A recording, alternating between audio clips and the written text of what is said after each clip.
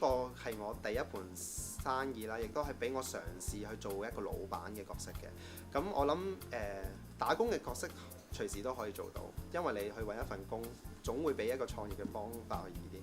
其實香港好得意嘅呢個創業嘅環境係好奇怪，係啦，失敗率好高嘅，我覺得真係啦。但係你可以嘗試嘅機會亦都好高，因為你所有一啲註冊嘅嘢都好簡單，係啦，即係可能你需要登記，你可能一日就已經搞掂。唯一要注意嘅嘢就係你要諗下自己每一個動作都係冇個退路會好啲，因為可能譬如話你租咗，你因為所有嘢都要簽合約嘅。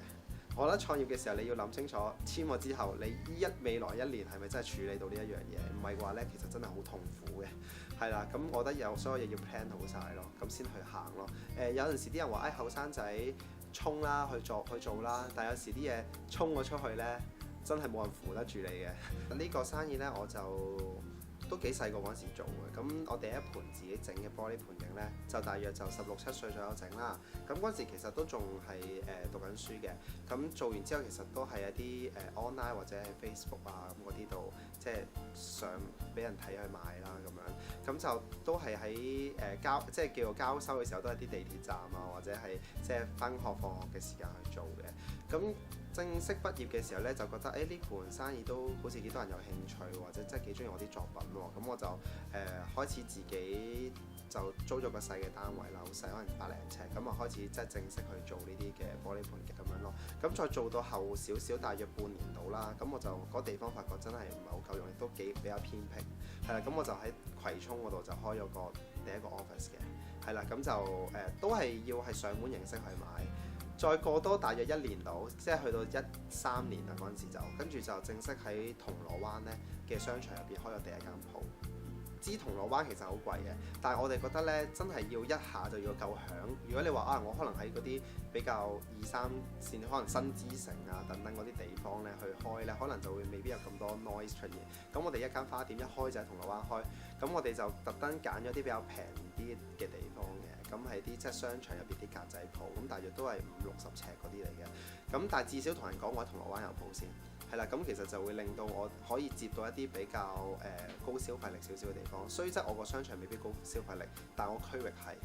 去到後期第2年，因為即係去14年啦，咁嗰陣時發覺真係要發大嚟做啦嗰陣時，咁先至開始開好多唔同分店啦。葵涌嗰度有即係基本上每間鋪都接近掉10萬落去咯。12、13年嘅時候有一個報導出咗，咁就係一啲雜誌嘅報導啦。咁佢就講到呢盤生意就好好做，好好賣咁樣。咁啊嘣一聲咧，喺12、13年嘅時候，其實咧就開始好多公司模仿去做呢樣嘢。咁啊，因為 quality 上其實都幾參差嘅，有啲會好野蚊，有啲基本上幾日就死。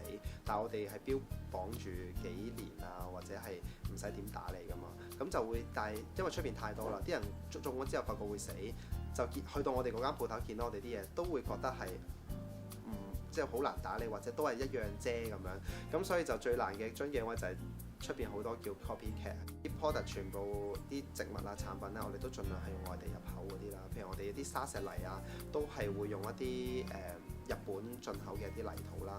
咁亦都我哋有啲東西係嘗試申請緊專利添嘅，係啦。譬如泥土會變色啊嗰啲，咁其實就會用呢啲 selling point 去做。咁當然另一方面我自己都係一個攝影師，係啦。咁好多時我自己啲相啊，或者啲 online 上嘅 video 啊，都係自己拍同埋去影相或者砌稿等等我都識嘅。咁就我覺得產品上我哋就好有信心嘅，冇乜我哋產品上嘅威脅好少嘅。最大就係一啲租金問題，真係好強烈喺香港。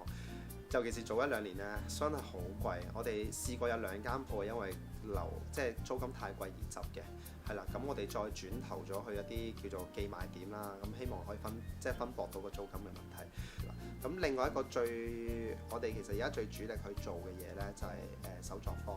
其實咧零售方面，畢竟我哋真係做咗好耐，即係要突破嘅地方都開始越嚟越少啦，真係出邊太多啦。咁我哋唯一方法就係點樣令到客人更加去買或者消費呢樣嘢咧？不如佢哋自己整啦，係啦。咁我哋就亦都可以令到我哋唔需要太多嘅時間去幫佢諗款，佢可以自己去設計。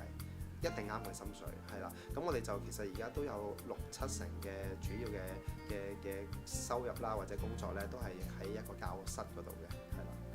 我嘅未來計劃啦，咁其實就一切其實而家都一段時間都好順利嘅。咁我覺得嚟緊我係想喺公司嘅 branding 上做得更加多，可能產品上冇乜大問題，但係我會諗緊會唔會可能出書啦，或者可能教人哋整呢啲嘅盤景嘅時候，可能做一啲 talk 啦。咁我覺得喺零售上呢，你要可以進步嘅位置呢，其實有限度啊。另一方面其實就係一啲形象性嘅嘢咯，係啦，可能我哋會做多一啲同啲醫療機構或者係社福機構嘅合作，可能係多啲去幫一啲長者中心去教我哋做園藝治療啊，去學一啲班啊，咁去建立一啲更加好嘅，因為其實我哋做綠色產品好容易建立嘅呢啲形象，咁我覺得係有優勢嘅，所以我哋未來都係會以公司形象去做。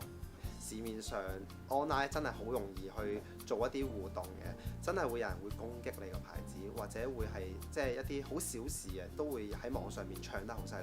譬如一棵植物其實枯萎一個好正常嘅事咯，但係亦都會有啲對方啊，或者有啲叫做即係叫做 hater 啦，咁樣即係啲仇恨者啦，咁會好容易喺網上面不斷係互相攻擊啊等等嗰啲，咁其實係一件好小嘅事，但係你一處理不當呢，其實會化得好犀利嘅。咁呢個我哋都會試過，咁所以我覺得有啲嘢點解我覺得做生意呢，條款細則點解寫得咁清楚呢？咁其實真係以免有呢啲問題出現嘅。所以我覺得做生意一樣嘢好緊要嘅，喺屋企人會幫你，出到去呢，朋友好緊要，係啦，真係要結交多少少朋友。